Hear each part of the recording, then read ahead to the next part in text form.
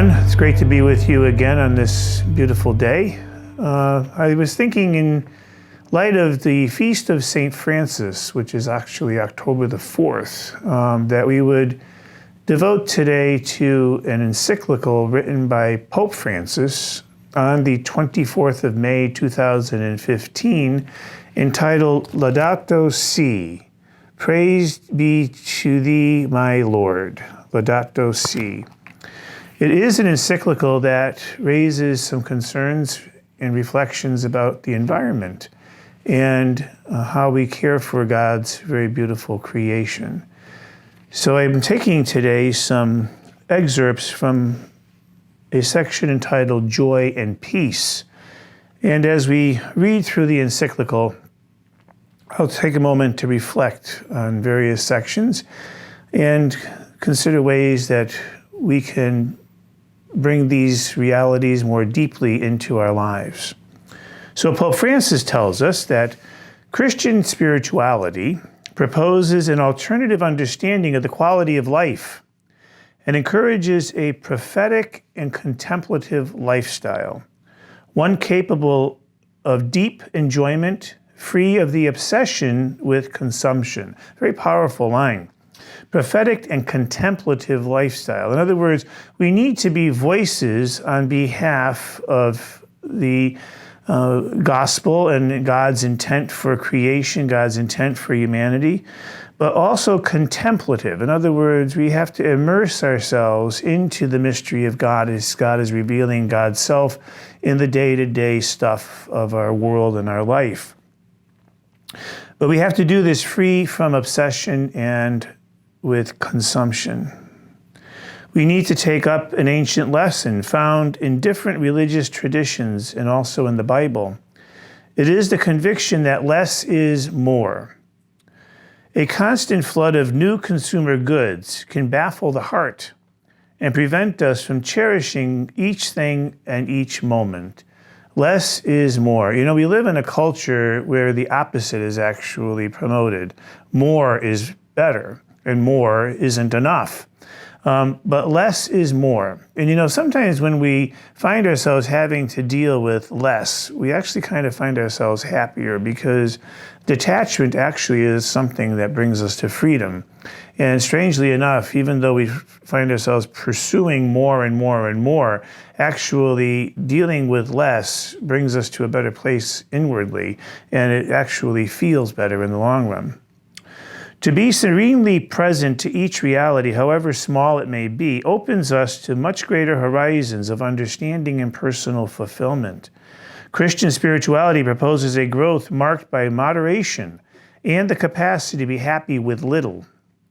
It is a return to that simplicity which allows us to stop and appreciate the small things, to be grateful for the opportunities which life affords us, to be spiritually detached from what we possess, and not to succumb to sadness for what we lack.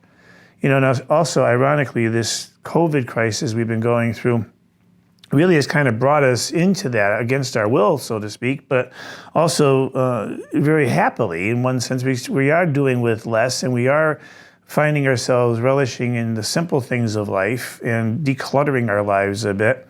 And so as we've journeyed through this very difficult and challenging time, as we've remarked before, a lot of people have really discovered this simple joy that's found in just being with family, with being with friends, and with toning things down a bit.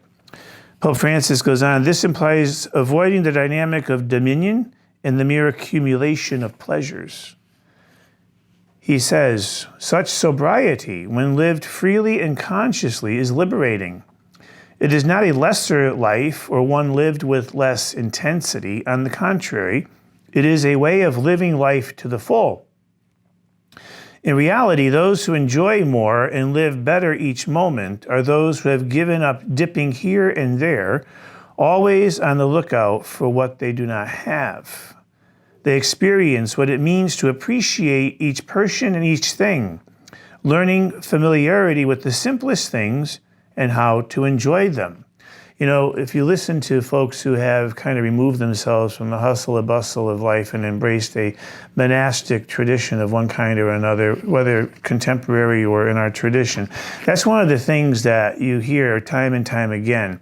You know, they don't have very much, but they always claim and they profess and they give witness to the fact that they live life very much to the full. And so there is something to be said with stripping ourselves from this attachment to everything and watering it down and removing ourselves and living more a detached life that's less reliant on those things always being in place. They experience what it means to appreciate each person and each thing. So everything has its own appreciation level. You know, it's not all in one big hopper. Every little thing, every bird, every flower, every plant, every person, every little iota of life begins to be appreciated for what it is in and of itself, not lumped into one big thing. So they are able to shed unsatisfied needs, reducing their obsessiveness and weariness. Even living on little, they can live a lot. Above all, when they cultivate other pleasures and find satisfaction in fraternal encounters, in service, in developing their gifts in music and art, in contact with nature, in prayer. Happiness means knowing how to limit some needs which only diminish us, and being open to the many different possibilities which life can offer. Wonderful definition of happiness. Listen again.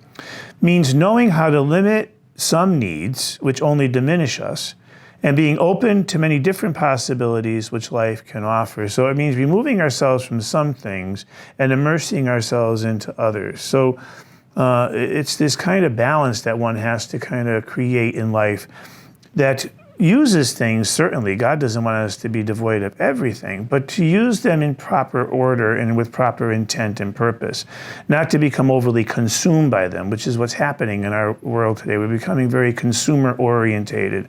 Everything is a disposable entity. And once we begin to treat things in life that way, well, then the next step is people, and they become disposable entities. Life becomes a disposable entity. And we really have to watch our relationship with all of these things, because we can find ourselves quickly going down a road that brings us away from not only God's intent for us, but what really will lead us to true happiness. Pope Francis continues, sobriety and humility were not favorably regarded in the last century. And yet, when there is a general breakdown in the exercise of a certain virtue in personal and social life, it ends up causing a number of imbalances, including environmental ones. And this is where this all ties into his intent for the encyclical. Once we begin to shift virtues and they become less important, you know, for example, as he points out, sobriety and humility, then there's a trickle-down effect. And so it then spills over into how we then live life day to day and how we treat the world around us as a result. That's why it's no longer enough to speak only with the integrity of ecosystems. We have to dare to speak of the integrity of human life, of the need to promote and unify all the great values. Once we lose our humility and become enthralled with the possibility of limitless mastery over everything, we inevitably end up harming society and the environment. You see, that's where we have to really safeguard our relationship with God's world. We are not meant to be mastersome over all that God has put before us. We're asked to manage it. We're stewards and caretakers, not owners. And so dominion and power have no place in our relationship with the world. And this is where it gets a little bit difficult for us at times, because we kind of blur our vision of that and think we have more control and more power than we are actually given by God. We are, in every sense of the word, caretakers and managers, not owners. He continues, it is not easy to promote this kind of healthy humility or happy sobriety when we consider ourselves autonomous, when we exclude God from our lives or replace him with our own ego, and think that our subjective feelings can define what is right and what is wrong. And there's another problem. You know, we know full well today, objective right and wrong, call it morality, is going by the wayside. More and more today, subjective feelings, what people want, what people desire, what they think they need, what they think they desire is governing then what is right and wrong. And we have to be very careful with that. We always have to stand in service of the truth, as humble servants of the truth. And so therefore, there's always a benchmark for which we live our life. There's always a guideline, a guidepost, a principle, not given to us by ourselves, but given to us by God, to which we measure ourselves, and a guidepost to which we aspire. Once we lose that, we then lose a sense of who we really are and who we can be and who God desires us to be. The vision for our life gets distorted. Pope Francis says, on the other hand, no one can cultivate a sober and satisfying life without being at peace with him or herself. And this is where it really gets interesting, and it really hits home, being at peace with him or herself. An adequate understanding of spirituality consists in filling out what we mean by peace, which is much more than the absence of war. And now he's going to direct us inwardly. Pope Francis says, inner peace is closely related to care for ecology and for the common good, because lived out authentically, it is reflected in a balanced lifestyle, together with a capacity for wonder, which takes us to a deeper understanding of life, So regardless of whether we believe in climate change or how we stand on the political understanding of what is contributing to where we are in our world today, it doesn't matter, because either way, we have to have the same stance toward life. We still are managers. We're still caretakers. We still have to live with this capacity of wonder. Creation deserves our respect, regardless of anything that's going on. And so we need to take this posture in which we really find in creation the wonder and glory of God and treat creation with that respect. Once we begin to abuse it, once we can override it, then in a sense we're also abusing and overriding God at the same time. Pope Francis continues, nature is filled with words of love. But how can we listen to them amid constant noise, interminable and nerve-wracking distractions, or the cult of appearances? And that's so true. You know, there's so much beauty in God's creation, but there's so much clutter in our lives that prevents us from really seeing it. There's so much beauty in our own lives, but yet all of our preoccupations and other concerns can easily distract us and bring us away from being absorbed in that appreciation and living it, and taking wonder and awe in its beauty and its revelation and what it then says to us of God's presence. He says, many people today sense a profound imbalance which drives them to frenetic activity and makes them feel busy, in a constant hurry, which in turn leads them to ride roughshod over everything around them. This too affects how they treat the environment. An integral ecology includes taking time to recover a serene harmony with creation, reflecting on our lifestyle and our ideals, and contemplating the Creator who lives among us and surrounds us, whose presence must not be contrived but found, uncovered. And isn't that really what St. Francis of Assisi really tried to emulate and live? He really tried to connect with creation, to connect with God, to live the gospel, to declutter and detach himself from all of the things that were distractions in his life and get down to the real source in the center of who he is as a person and who God is and what his mission in life was really meant to be. Very simple, but very profound and having an effect even to this day. He says, we are speaking of an attitude of the heart, one which approaches life with serene attentiveness, which is capable of being fully present to someone without thinking of what comes next, which accepts each moment as a gift from God to be lived to the full. Jesus taught us this attitude when he invited us to contemplate the lilies of the field and the birds of the air, or when seeing the rich young man and knowing his restlessness, he looked at him with love. He was completely present to everyone and to everything. And in this way, he showed us the way to overcome that unhealthy anxiety, which makes us superficial, aggressive, and compulsive consumers. That's a powerful line. You know, it's very true. Jesus had the personal space not only to welcome folks into his heart, but also to be fully present to them.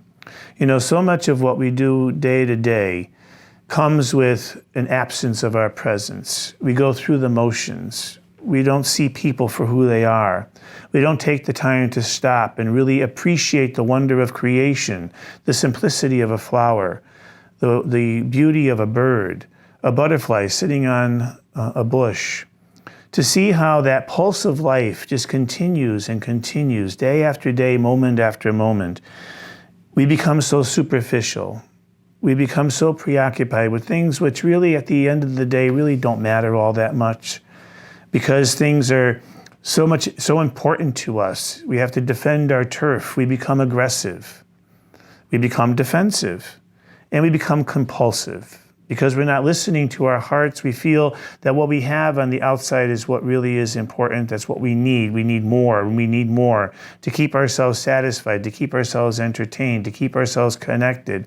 When all the while, it's here. It's in our heart. And so I guess the lesson this week as we contemplate the feast of St. Francis of Assisi, his love of creation, as we listen to these profound words from our Holy Father, is to really try to do all we can to clear the way to that path for peace. And I know how difficult that can be, because it doesn't take much to erode it. You know, the stuff of our life can sometimes become so complicated, and nothing today is easy anymore.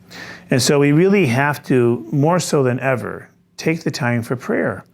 Take the time to quiet ourselves, to create whatever space we can find, to just appreciate the wonder and glory of God in all that is around us and all that unfolds before us in the moment of every day, in the sacramental moments of every day, so that we too can not only find the peace of heart that we require to be the child of God that we are, but then that spills over in terms of how we treat our environment, that we begin to see things as not ours, but God's, and manage them with care. If we all did that a little bit, then our environment certainly would benefit, and we would also find ourselves, as Pope Francis says, happier in the long run. Have a wonderful week. We'll talk to you soon. God bless.